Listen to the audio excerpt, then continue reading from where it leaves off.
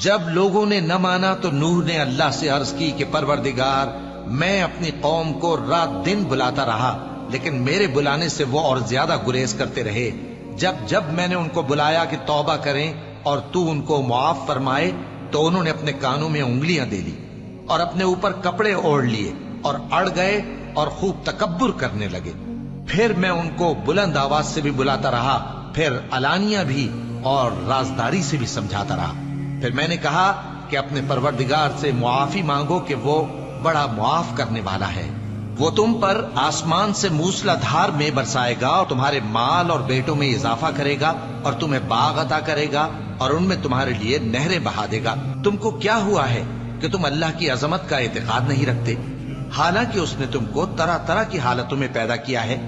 کیا تم نے نہیں دیکھا کہ اللہ نے 7 آسمان کیسے اوپر تلے بنائے ہیں اور چاند کو ان میں روشن بنایا ہے اور سورج کو چراغ بنا دیا ہے؟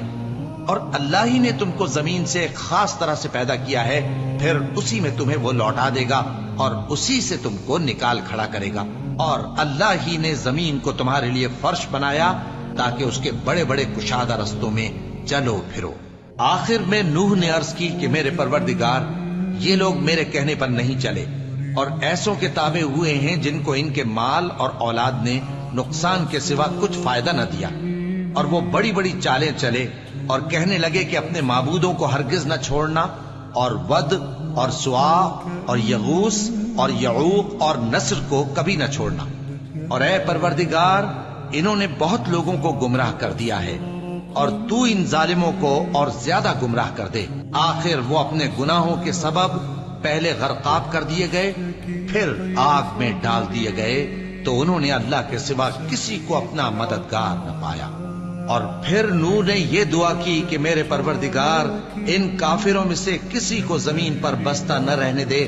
اگر تو ان کو رہنے دے گا تو یہ تیرے بندوں کو گمراہ کریں گے، اور ان سے جو اولاد ہوگی وہ بھی بدکار اور ناشکری ہوگی۔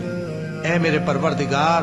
مجھ کو اور میرے ماں باپ کو اور جو ایمان لا کر میرے گھر میں آئے اس کو اور تمام ایمان والے مردوں اور ایمان والی عورتوں کو معاف فرما، اور ظالم لوگوں کے لیے اور زیادہ تباہی بڑھا۔ شروع اللہ کا نام لے کر جو بڑا مہربان نہایت رحم والا ہے۔